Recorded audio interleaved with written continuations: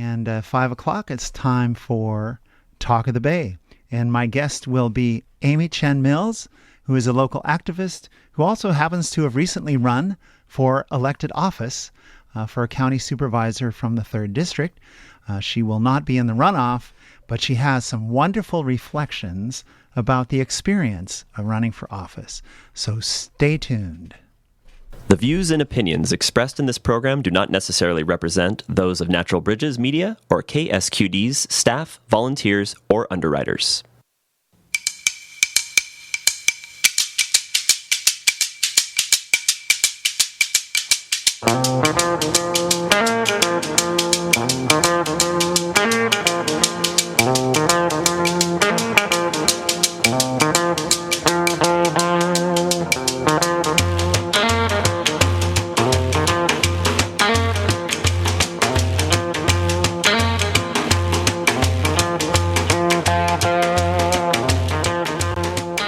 Hello and welcome to Talk of the Bay. I'm your host, Len Beyea, and I am pleased to have as my guest Chen Mills. Chen Mills recently ran for county supervisor in District 3. She's a mental health professional who has written 3 books, including The Spark Inside for teens and State of Mind in the Classroom for educators. For 10 years, she directed the national nonprofit Center for Sustainable Change. She has also been an investigative journalist and essayist who started her writing career here in Santa Cruz.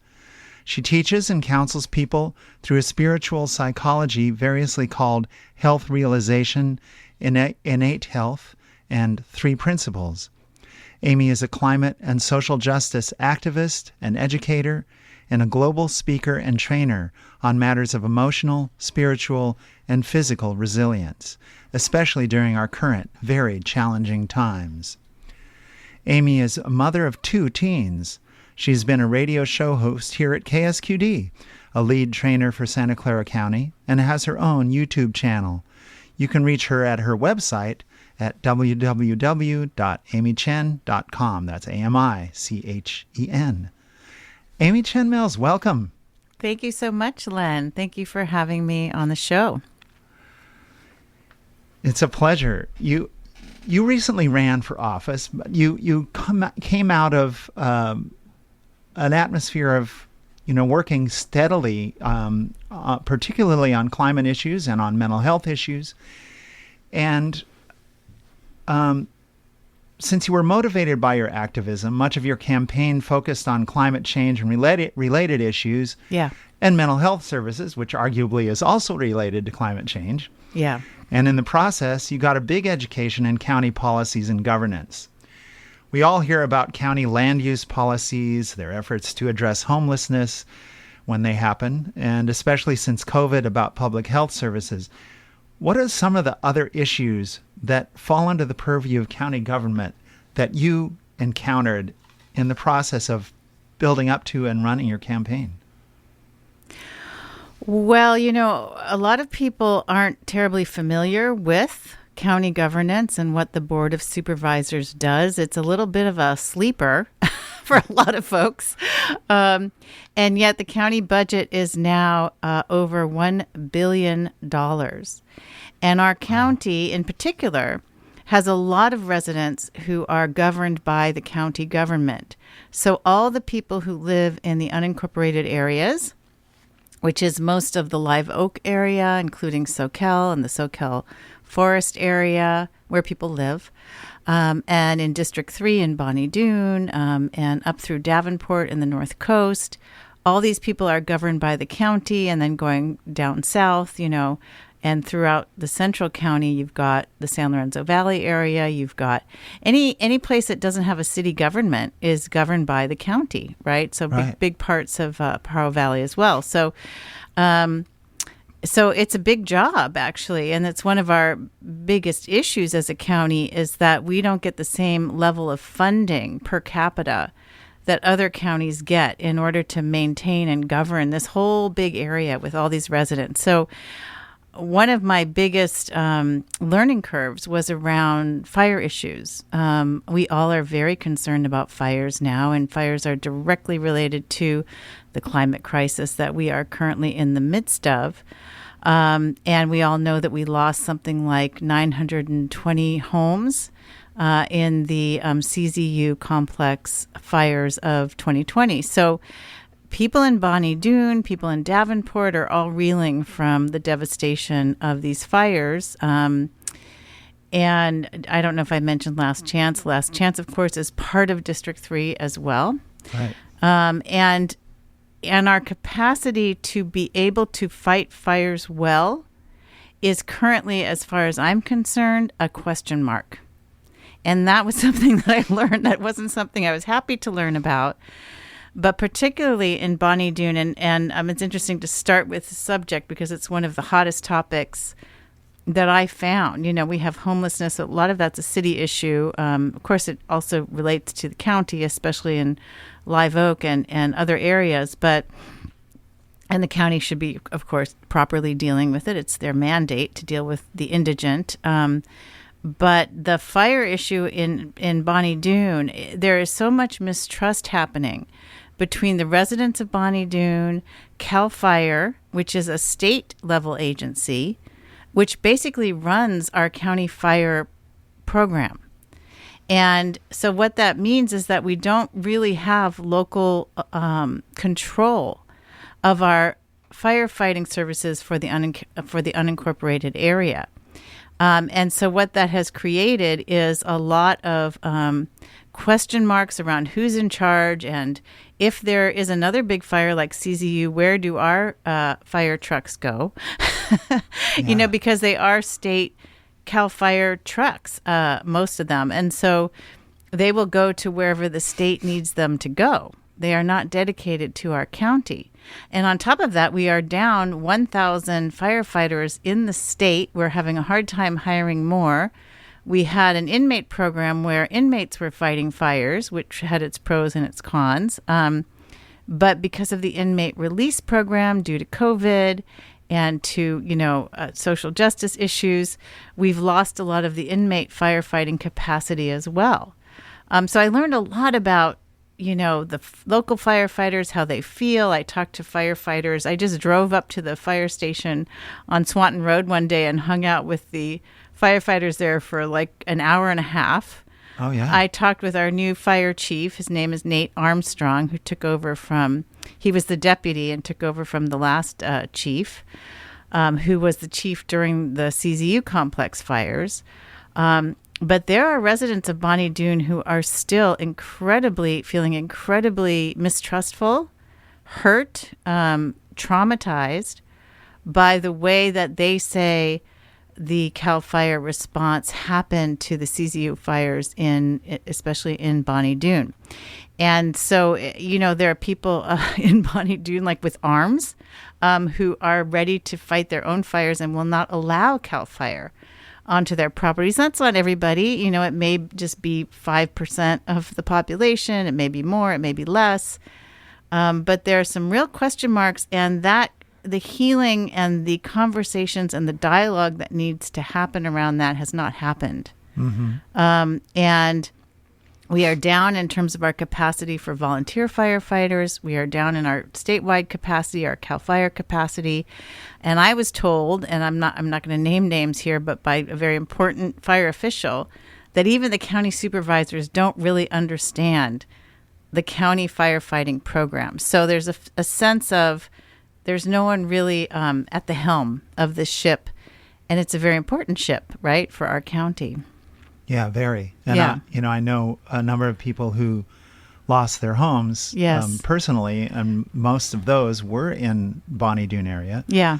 And some of the stories, you don't know whether it's for sure true or maybe it's true or right. But it sounds like it would have been great if there were just a little bit more planning, a little bit better resources, could have made a really big difference. Yeah. And I happen to own, for contrast, I happen to own a property in Nevada County, California. Okay. Where, for those who know where Grass Valley, Nevada City, and Truckee are all in Nevada County. Yeah, I've been there. And they have very aggressive fire prevention strategies, and they have very fast fire response. And I'm aware of, because I get, as a property owner, I get these text alerts when there's a fire. Yeah. I'm aware of half a dozen fires that have happened, within a couple miles of my property. Yeah. And every one of them was completely suppressed within a relatively short time. Even a fairly large one that burned, I believe it was last year in June of 2021, that they managed to get under control in 3 days. And it was like 400 acres or something. What county is that? That's Nevada County. Okay, so... And it isn't so much the county in that case, because almost the entire county is all CAL FIRE responsibility, but it is coordination. And the coordination is a big part of it, I think. Yeah. And it's also, I think, maybe heightened awareness to a certain degree. It's a very different climate there. Yeah. Because you're looking at pine forests, which is much more flammable, as anybody who's, who had property in Santa Cruz County that shared redwood trees and Doug fir. The Doug firs all died in the fire. A lot of the redwood trees came back. Well, pine forest is like the Doug fir. It just goes. Yeah, they have a lot of sap and Yeah, and when they get dry, they're really dry. Well, so look, I just want to share also that there is a fire commission for the county that's supposed to be overseeing all of this, but my understanding, this is talking to all sides. When I talk to all sides and I get consensus, then I think, okay, that's got to be true, right? This commission is not really actively doing the job of overseeing what should be done with the fire program. And so what a lot of listeners may not know is that we have this contract with CAL FIRE because what is stated often is that we're saving a lot of money because CAL FIRE pays for the entire fire budget, something like 80% of the year under the Amador contract. That means that they're in charge of the whole budget during the fire season. Wow. And interestingly, I've heard from including supervisors saying different things about, well, we pay during the off season or we pay during the on season. This is how confusing it is, right? So, and It took me a while to get to the bottom of things, and I am not at the bottom of things. And that's something that I want to stress here is that, when you're running for office, you become a, dangerous enough, what's that phrase? Enough, you get to know enough to be dangerous, right? You learn enough to be dangerous. Because every single issue really deserves an in-depth, almost as a former journalist, investigative dive.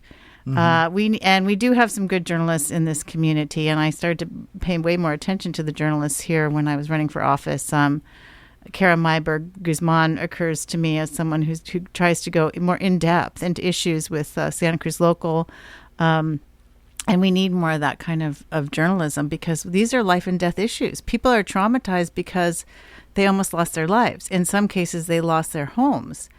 And there are many issues. Should people be living in the WUI, and how much responsibility should we have for them? And we can talk about all these things.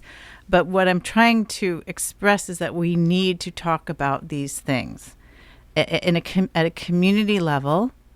And that's something that I've talked with you about in the past, Len, as someone who's also sort of a political activist in this community and cares about our community, that we need to learn how to get together in a room and have a real dialogue. Because when I talked to the fire chief, I didn't get the sense that he was a bad, evil person. And when I talked to the people in Bonnie Doon who were so upset, I didn't get the sense that they were bad, evil people, but there is so much mistrust. And there are different stories coming from different directions there for sure. Yeah, and it's very hard to have a constructive dialogue until you do establish some level of trust. Yes. There was an attempt to have a Zoom conference call that Nate Armstrong was on with Bonnie Doon residents. It became kind of like just a shouting match, and he started to refuse to answer questions, right? Because he felt that he couldn't really have a dialogue. And so you need to have dialogues where you have some preparation. People are even trained how to listen, you have some really good facilitation, and maybe it takes time. Maybe it takes a full day, So anyway, trained facilitators make a big difference. They do, exactly. And we have a lot in this community. It's something that I wish our governments would pay more attention to, that we could have good facilitation of community meetings and deeper dialogues. Yeah, and it seems like our elected officials would benefit from some of that training themselves. Well, we all would. Yeah, we all would. And there are times I've been at public meetings where I think, oh my goodness, that's like, group facilitation 101, and they just missed it completely. So yeah. Anyway, if you're just tuning in, my guest is Amy Chen Mills. She recently ran for county supervisor, and she is a mental health professional and a climate and social justice activist. If you have a question or a comment and you would like to direct that to us, you can give us a call during the show. Our number is 831-900-5773. To make it simple, that's 900 KSQD. Or if you prefer, you can send us an email to onair@ksqd.org. That's ONAIR@ksqd.org. And we will do our best to answer your questions and give you an opportunity to make a comment about the subjects at hand. So we were talking a bit about issues, and we got into fire, which is obviously a big one. And you mentioned there's an advisory commission dealing with fire for the county. Yeah. And that, you didn't get to the bottom of the issue, but you certainly made a wonderful effort at trying to get some understanding. There are a lot of other issues in the county, and of course related to the fire issue for the county is the difficulties a lot of people are having in getting through the county to get permits and to be able to reconstruct homes who want to. But there's, the issues go on and on. The county's responsible for all the public health I'm having flashbacks. Stuff, right? I'm having post-trauma from the campaign. No, I'm good at inducing trauma. I'm sorry. No, this is good. Look, I can be honest now. I can be fully honest. Yeah, and I appreciate, and I want to ask you later a little bit more about the experience of the campaigning itself. Yeah. But sticking for the moment with some of these issues that come up in the county, one of the things that comes up a lot is around homelessness and related to that housing. Yes. And I wanted to ask you kind of, what was your experience? What did you find out? Who'd you talk to? And what was your sense of where where things are not quite working? Yeah. Well, like everywhere. No, I think there are some good things happening. We have a new sort of homelessness czar at the county level. He seems like a very nice man. His name is Robert Ratner. And, there are still issues, and certainly at the city level, and it's an interplay between the city and the county, where the county was providing and does provide monies, for example, the Armory, to allow people to stay and shelter up near De La Viega Golf Course. And that is a National Guard property. The city is going to be taking that over, and that will then be city money. So there's this back and forth. And there's always been a problem of communication and coordination and who's in charge of what. And all of that, I think, is starting to improve and certainly could be more improved. But what you have housing issues that relate to a huge push from Sacramento to build, baby, build. And we're looking at that in the city with, possible 20-story buildings in the south of Laurel area. We're looking at that in terms of just a push to build in general, in the East Meadow of UCSC and so on and so forth. And so there's this group called YIMBY, Yes in My Backyard, that really comes out of the Silicon Valley community, looking for housing for Silicon Valley employees and people who normally would feel like they should be able to afford housing, who couldn't. So there's a little bit of entitlement, anger, and privilege there, and yet also a totally understandable, like, people should be able to live in housing. But what that's created, because there's so much money behind it, and for me, it's been hard to parse out, like, what is the reality of building market rate housing?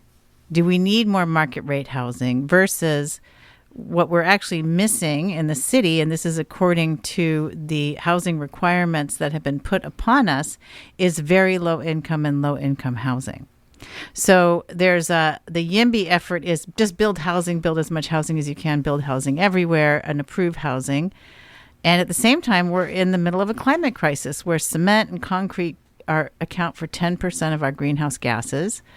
And so I think this conversation is another one that needs more depth. Is it that we need to build more and more market rate housing? Or is it that we need to really just focus on working with nonprofit developers on public lands to provide workforce housing for our workforce, for people who live here, who cannot live here anymore, as well as permanent supportive housing to house the people who are currently unhoused in our community? And my own sense is that would have been my focus as a county supervisor. I'm always open to a discussion. But what was hard for me as a climate activist and someone who's very climate aware is to know that we are looking at, and this is Katherine Hayhoe, who's a very respected climate scientist out of Texas, in fact, who's spoken to Congress. I have been in the room with her as she has testified in Washington, D.C., in front of congressional members, including Jimmy Panetta. You know, our climate scientists are now saying we are looking at civilizational collapse. Okay, so unless we... And there's enormous... I mean, there's a lot of elements to that. It's, right. It's water supply, it's food supply. It's right. It's public health. Right. You know, which is a whole other, you know... Right. And I mean, it's all these factors that are caused or related to climate that are coming together. Right. So that means that if nationally we are not doing enough, locally we have more power to control what we do here. We get to vote. We get to know who our county supervisor is. We get to meet with them almost on a regular basis if we want to, you know, town hall meetings. I mean, we can do that with Jimmy Panetta, but, you know, of course, it's a much larger, you know, geographical area, the whole nation. And so how do we respond to the climate crisis? And I don't mean the rail trail. Okay, the rail trail will happen in 10 years or whatever, or not.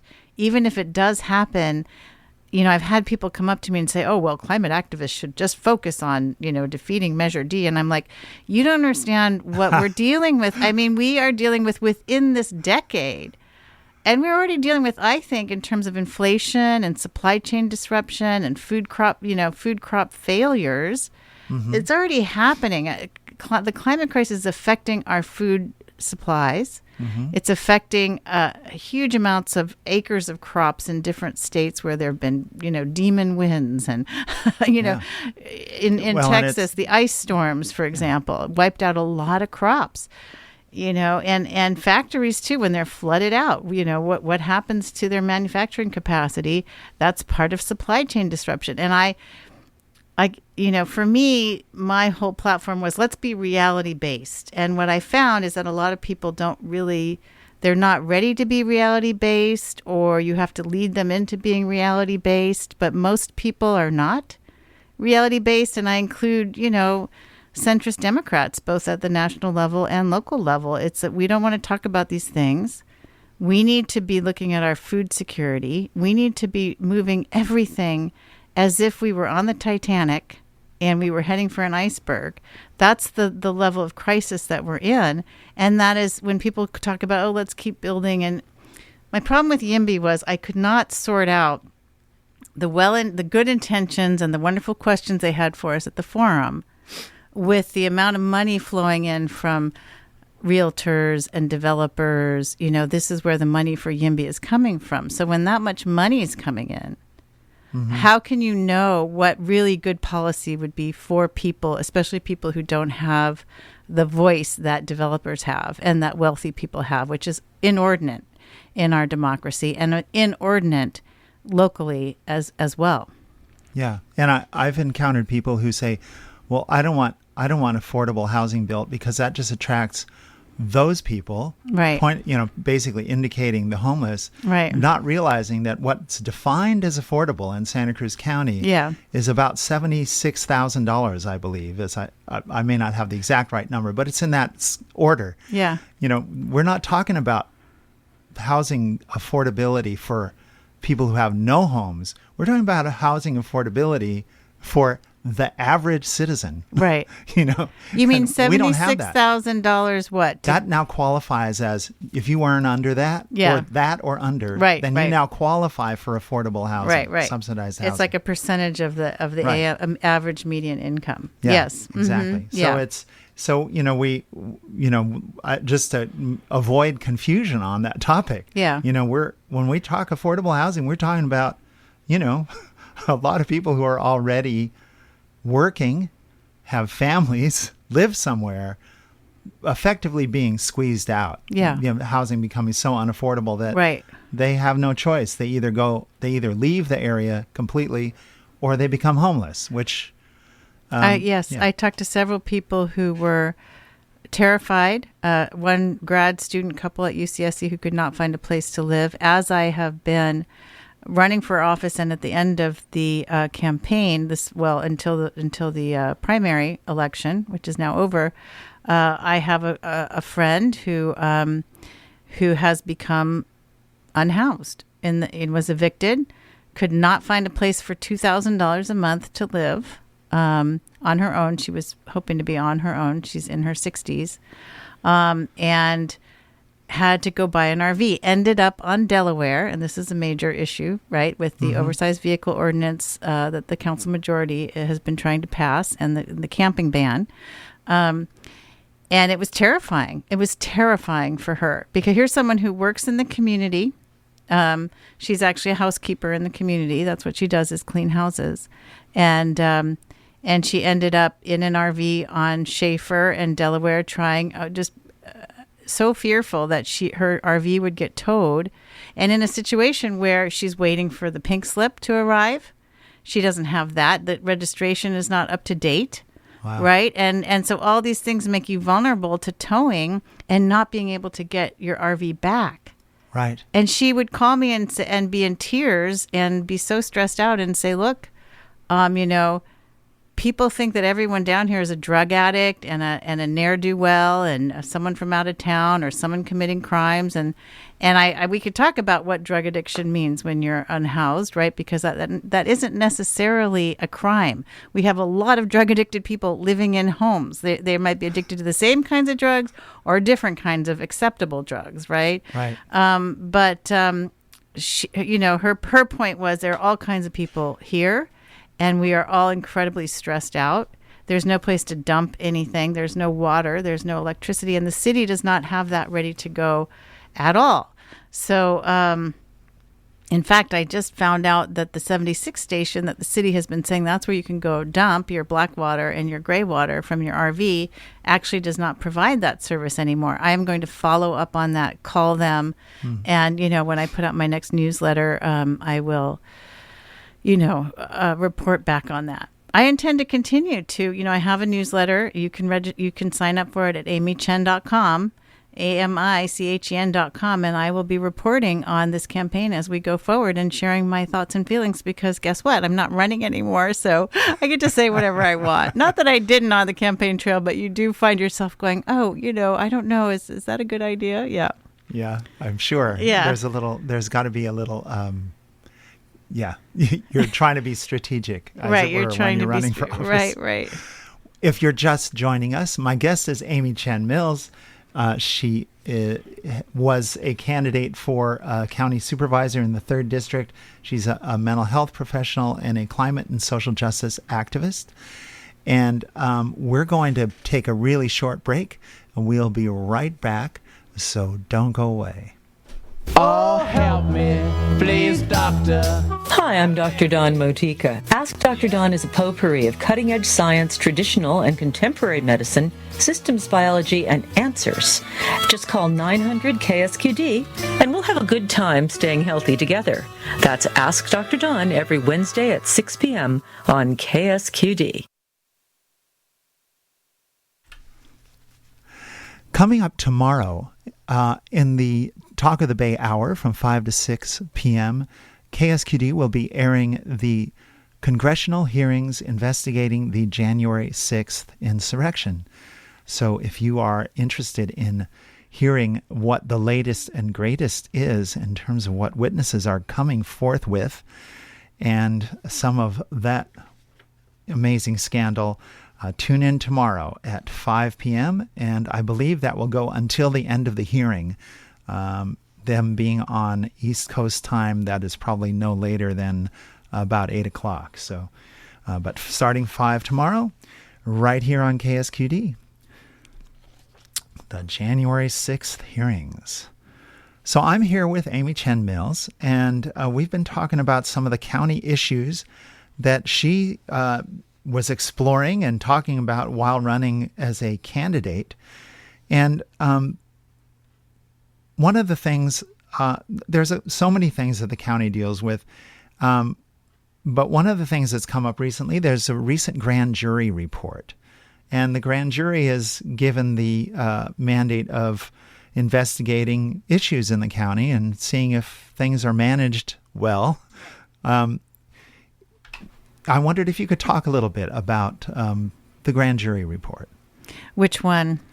Well, okay, I'll let you choose. There are so many. There's one on homelessness.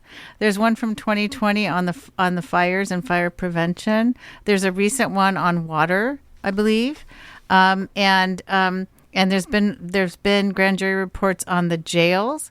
And from my reading of some of these reports, and I can't say that I've read them all in depth, I think everybody probably should do, especially if you're interested in the topic. I met people who served on the grand juries, and I've known people who've served on the grand juries. People I was on the city homelessness committee with had served on the grand juries. And my sense about grand juries, and I've read about this nationally, is that often the reports come out and they are more or less ignored. You know, like, for example, the grand jury report on homelessness recommended, for example, using the juvenile hall property space to create some kind of housing for people who are homeless. And that's up on Graham Hill Road. Yes. And talked about, tiny home villages, went very in depth with a lot of these different proposals. But, as far as I know, these haven't moved forward. Now, there may be reasons for that. There may be, we tried and we failed. I talked to one of the supervisors who said, you can't actually use the juvenile hall property. I'm one of these people, and it's, I'm sorry, Santa Cruz County, but I would have been a good supervisor. Because people will say no to me, and I'll still figure out, like, how can we do it anyway? Because the question is why. Right. And if the reason is, often the reason is something that you can work through. Yeah. It's you can't just say, take no on surface value. Right. You have to push. And I've pushed before in administrative situations in Santa Clara County, where I worked for about 6 or 7 years in various departments. And I often find that if you have enough rapport, if you're sweet, if you're friendly, and if you're, if you keep and you're persistent, you can often get things done that a lot of people don't think you can get done. And now is the time we need the most creative, innovative solutions ever. Here's someone interesting. I talked to Ron Swenson, who is the owner of the property where the Homeless Garden Project currently exists, down at the end of Delaware, at Delaware and Schaefer.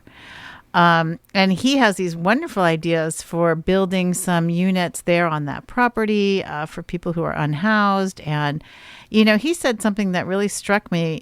He's a very kind-hearted person, clearly. I don't know how much he's charging the Homeless Garden Project, but he's not making as much money as some other developer could, which would be Especially millions. he developed it. Yeah, exactly. And so, he said, we just need to start to experiment. We need to have this spirit of experimentation and innovation. And, this brings me back to one of our council members who was recalled, Drew Glover, and his spirit of innovation and experimentation around homelessness, which was met with, incredible negative pushback from some people in the community, but not everyone. And there were other issues, I've actually talked to him since then, and he seems to have had some personal insights about, and maybe he was on Chris Crone's show talking about those, about his own style of communication that was problematic. But it just feels like we don't even want to try. We people complain about the benchlands. Well, here we've got the benchlands. Drew Glover was proposing that we actually set up a managed camp there during the Ross Camp time, and move people there and have it be structured and have it be something that we sort of actively, where we created a sense of community and so forth. And now we have something that is, they say it's kind of managed, it's partially managed. It's really just a big, sprawling mess at this point. And there it is. It hasn't, this is the thing. We are not reality based. Homelessness is not going away. And I feel like a lot of times people are like, oh, we just want to wish it away. Well, we can't.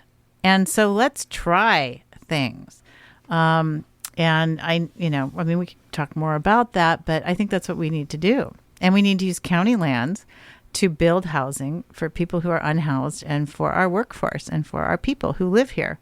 I don't even like to say workforce because that makes everyone sound like a worker, and we're more than workers. We're humans, and we have ties here, and we are creative, and we are spiritual, and we are artistic, and we do lots of different things. Yeah, and the city did a wonderful thing when they built the Tannery complex, which now houses a whole lot of artists, and that was an experiment, you could say, that has turned out really well. Yeah. And I've lived in this community for almost 52 years. Okay. And there's always been people here who were without houses, but it has really changed, and especially in the last decade. And what I've found in talking to people who live outside is that most of them, used to have a job and a house. And most of them, even the ones who had a history of drug addiction, were, had gotten better, had got it under control, or had gotten completely clean and sober until they got homeless again. Yeah. And so what happens is you get this downward spiral where you're homeless for 3 months. You can come through that and get back into shape and everything's good. You're homeless for a year. It's a lot harder. You're homeless for 5 years. It gets almost impossible. Right. And this is what we've been doing, is we've been creating a whole class of homeless people in the United States.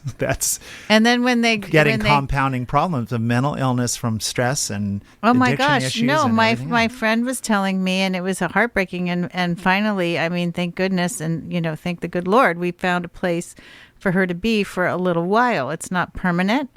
But it's for a little while, with a bathroom, with a kitchen, no shower, but it's a property, right? And that's private, so she can't get towed away. But she was telling me, my hair is falling out. I don't know where to go to the bathroom. I think my sense is that if we could trust, at least for me, if I could trust our leaders to have a deep, and I felt this from the people I talked to at Housing Matters, for example, and I felt this from Robert Ratner also to some extent, the new housing, the Housing for Health czar at the county level, is I want to be talking to people who have this kind of deep empathy. It doesn't mean that we don't have to have some boundaries, that people can just commit crimes and be scary or whatever. And again, I want to say that people can be scary, whether they are in homes or not, right? That's not a special function of people who are unhoused. I can think of a few examples, which will go unnamed. Yeah. Well, we've got the whole January 6th insurrection. Okay, that was a lot of scary people, And so I think, but there's a tendency to be very, very alarmed when it's an unhoused person, right? Okay, but still, let's say there are laws on the books. So how do we enforce the laws? And then it goes into the jails, and we should talk about the jails at some point. I think it's a fascinating subject, and I'm very grateful to Sheriff Hart for taking me on, like a 4-hour tour of the jails. I think I did talk about it a little bit here before, but of course not everyone listens. Yeah, and I'd like to have you talk about that, but I want to go back to, you mentioned in relation to the grand jury reports, about water issues in the county. Yeah. And we have some major water issues in the county. Yes, we do. And what are some of the ones that our listeners might be less aware of? Well, we have water issues everywhere, and one of them, I mean, in terms of District 3 in Davenport, for example, people are paying a huge amount of money for water. And I had heard from talking to actually a county supervisor, I won't name names, that, it's been taken care of, or someone else said, it's not as expensive now, it's being fixed. But when I knocked on doors in Davenport, people were telling me they're paying almost $1,000 a month for their water. And that has to do with they're getting their water from a different source. It's a creek. It's a set of creeks and streams. I think it's like two that feed into one, and it gets to be a very complicated. So that's one issue. And they are not connected to the city system, where it's, since we have a mega system here, we get the benefit of, I guess, a bunch of people paying into the system. But then we also have saltwater intrusion, particularly in SoCal, and people may know about this or not, but because of climate change, we have groundwater, and, because of drought, leaving the underground aquifers. And so what's happening is the saltwater is coming in to fill the vacuum. That's called saltwater intrusion. And also sea levels are rising, so that also creates pressure. So the SoCal Water District has made an arrangement with the city of Santa Cruz to build pipes from the wastewater treatment facility, so that they're actually pumping recycled wastewater into their aquifers to keep the saltwater out. We have other issues in the San Lorenzo Valley where they are connected with Scotts Valley. They're sharing water resources, and it's very complicated. I'm not going to say that I remember this totally correctly, but essentially we need to be paying very close attention to both water and sharing water and being able to support each other in water, and making sure that our water supplies are adequate. San Lorenzo Valley had damage from the fires to its pipes, some of its plastic piping for the water. So now they're dealing with trying to recover from that. They need money for their agency to oversee just everything that needs to happen up there with water. And then also in the Pajaro Valley, we have saltwater intrusion all along the coastline where farmers can't use that water anymore. So the Pajaro Valley Water District has created metering, and at first it was resisted by farmers and agricultural users, but people started to accept it as something we have to do, and that's been super, super helpful. These are all issues that we need to pay close attention to. People will say that if we add residents, especially in like apartment buildings, the water use isn't so much in terms of adding on to the problem. However, my concern is that we are now in an era of discontinuity. We can't count on anything to continue the way it has been. Right. And so, given that we are in an era of discontinuity, I think we need to be very careful about water. We need to be careful about adding students to UCSC. It's not just conservation. We're very good at conserving, but we also have these natural pressures. And I haven't had a chance to read that full water report that came out relatively recently from the grand jury, but did you read it, Len? I did not. No. Okay. Yeah. And there's some wonderful people that know a lot about water in our community that would be good to have, on the radio. Yeah. And it's, water is life. It's such an absolutely critical service for all of us. Yes. And we tend to take it for granted. Yeah. Except maybe on the day you pay your bill. Yeah. So, well, I want to speak to one thing that before I forget, because I know we're going to run out of time at some point, which is that one thing that one shared value, I heard Fred Keeley say this on the radio, and I said, yeah, that's a good way to put it. There's one shared value that we do have, and that was across candidates and different groups that were pressuring us to take on their positions, right? And that is infill development. I think we all can agree that we want to see infill development along transportation corridors. That's been a consistent theme. Mm-hmm. Also, mixed-use development outside of urban centers for us. Like, for example, anywhere on the west side. I live on the west side, adding in more apartment buildings, adding in more duplexes. And some of this is now almost mandated by the state. So I think we agree on that we can build more housing. That's fine. But we have to be careful, and there are people in the community who believe that most of our issues are affordability issues. It's not a matter of building more housing necessarily. Mm-hmm. And other people who think we must build. That's the area we need to really look into and dive into from a policy perspective and take the money out of the system while we're looking at that, because we are dealing with the climate crisis at the same time.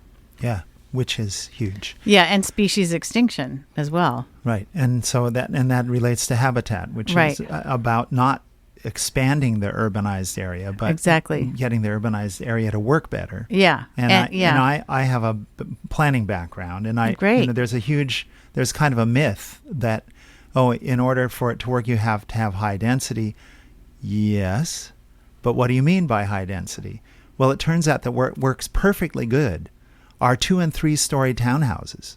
That's high density compared to single family houses on a fifth of an acre lot. Mm-hmm. It's, if you have common wall townhouses that are 2 or 3 stories high, you've got sufficient density to support mixed uses, walkable neighborhoods, families, and you can design for that. Yeah, we don't need to have 20-story buildings. I mean, it doesn't have to be only 2 or 3, but we certainly don't need 10-story and 20-story buildings, right, to be considered adequate density for public transit to really work, for infrastructure to be affordable. I know. How do we go from? It's just a myth that gets around. Yeah, exactly. That's what we have to have is all these giant, huge like downtown buildings, San Francisco. And then not true. Exactly. And the thing is, why did we all decide to live here? There's a certain quality of life. Why is there pressure? Why are people moving here? And there is growth in the city, but not in the county and not in the state.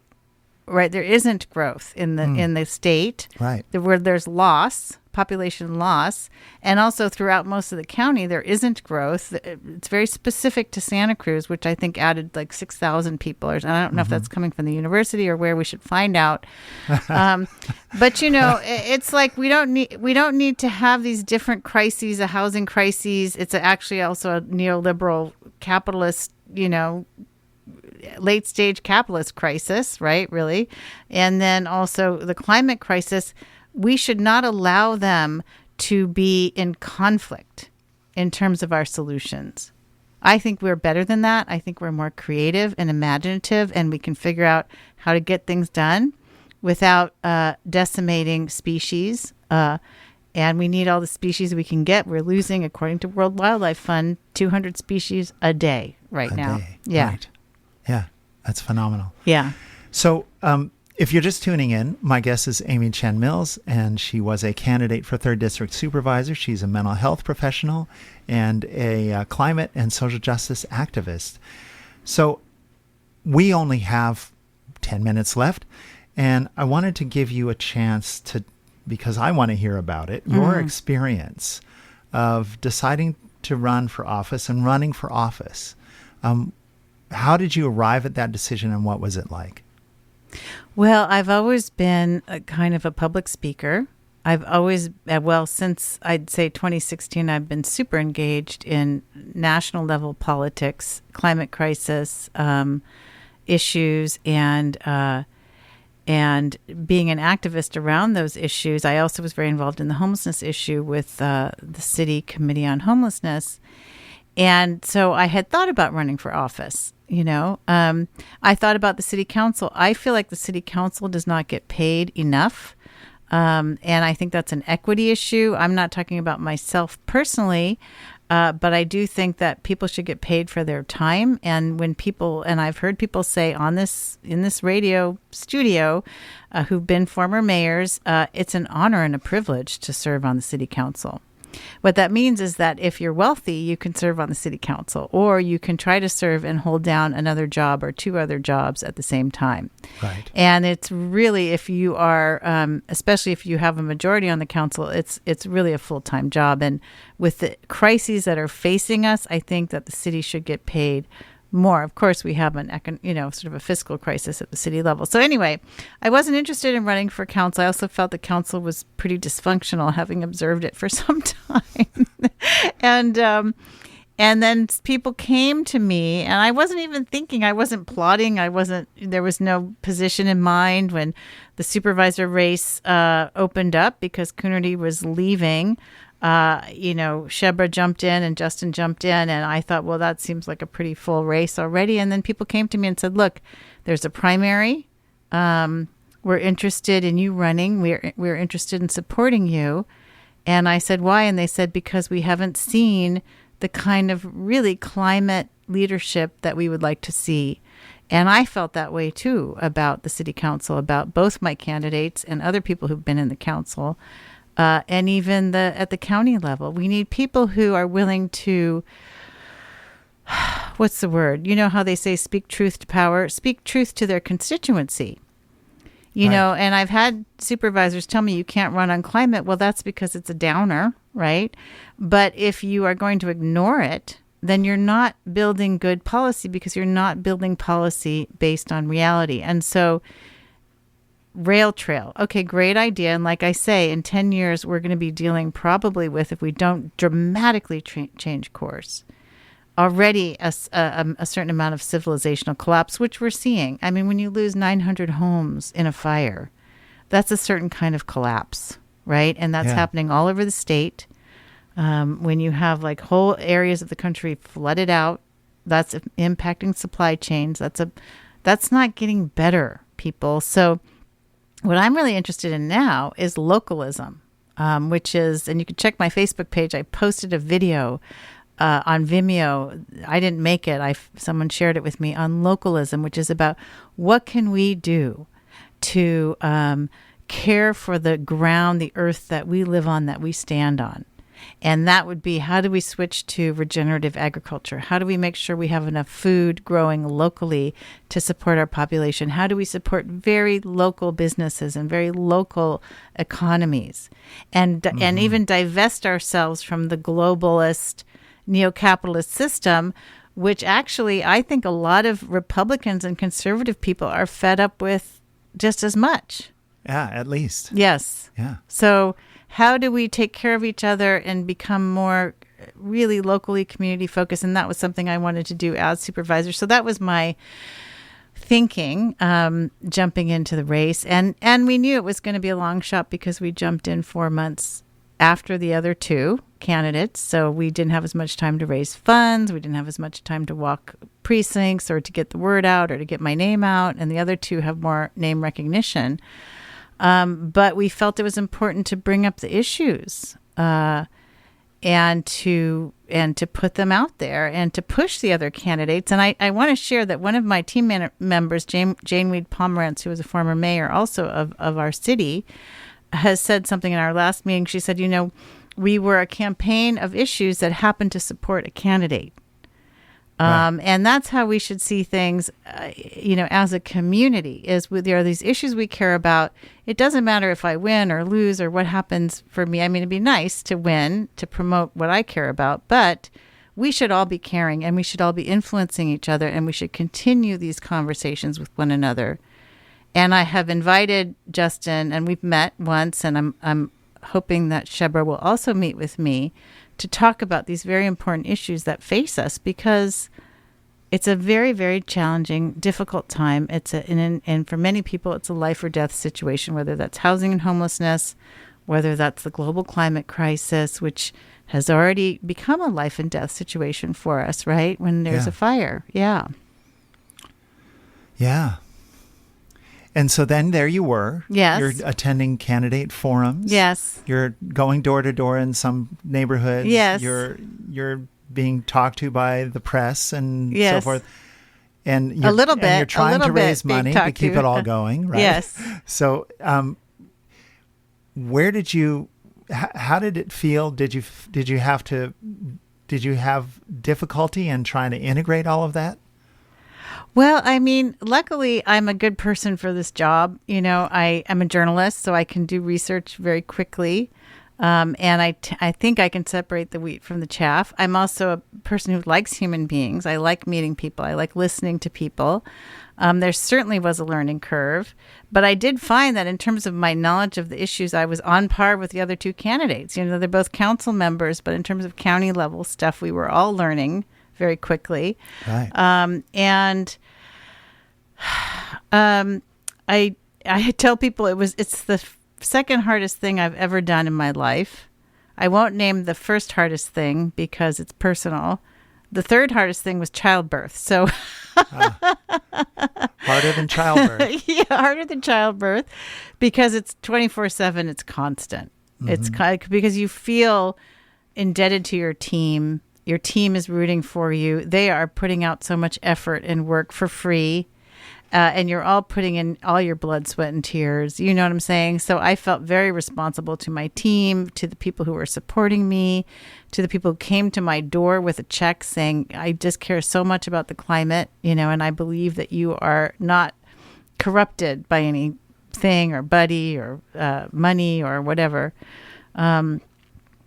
So, yeah, and I do want to say that I think because I'm someone who likes to innovate, I always look at things and I'm thinking, how can we do something better?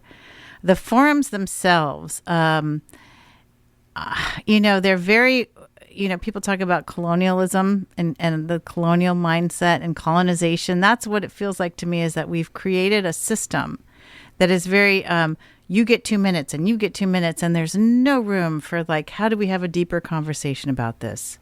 What if there's a follow-up question? You know, what if, and so there's got to be a better way than these forums where we get sometimes 1 minute to answer a question. Right. You know, how Over deep an issue that I know, like on homelessness or the climate crisis, right? Yeah. It just or makes, water security or yeah. something. So 1 minute, no problem. And so we were all frustrated by that. And I think, and then I had some groups that I'm trying to think, I think it was the DCC, and then also this other group that I'm forgetting the name of them. They work with like housing and homelessness issues. They had a big forum in a church later, but before the forums, we met and we did like an interview, and it was a conversation, and it was a dialogue, and so we got to know each other. You know, and I got to know them, they got to know me. Trust. And that was, those were two contexts that I felt were useful and productive. Great. And we have 1 minute left. Okay. Yeah. And I really first want to thank you so much for being here. Yeah. And want to continue this discussion in some form. Yeah. But just give you a chance to say a few words further about the experience and what you would like our listeners to take away from this conversation. Well, what I'd like our listeners to take away is that I really ran because I care so much. And I'm hoping that in my meetings with the two other candidates, they get that sense from me as well. It's not about winning or losing for me. It wasn't about the position or the money. The position itself seemed very, very actually difficult and challenging. It's a full-time job, you know, and plus. And so I would also just say, please think about running for city council. There are going to be at least 2 seats up, and 2 people now tipping their hat into the mayor's race. But I think we need more. Think about it. It's not impossible. If I did it, probably you could do it too. Great. Amy Chen Mills, it's been a real pleasure. And thank you for your work in the community and for being here on Talk of the Bay. Thank you so much, Len.